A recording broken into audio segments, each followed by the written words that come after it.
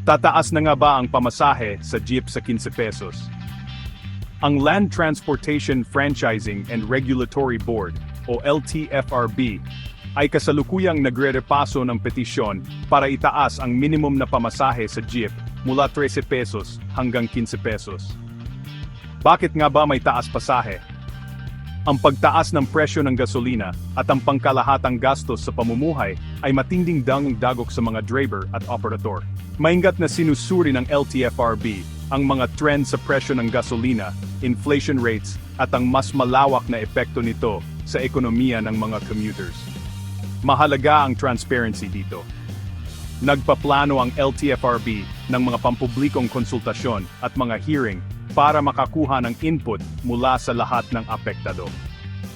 Sisiguraduhin nito na ang proseso ng pagdedesisyon ay parehong transparent at inklusibo. Makakaasa kayo, ang LTFRB ay nakatuon sa pagiging patas. Layunin nilang makahanap ng solusyon na patas para sa parehong operator ng jeep at mga pasahero. Kaya, manatiling nakaantabay at ibahagi ang inyong saloobin kapag nagsimula na ang mga konsultasyon. Magtulungan tayo para sa isang patas na sistema ng transportasyon. Huwag kalimutang mag-like, mag-share, at mag-subscribe para sa karagdagang mga update.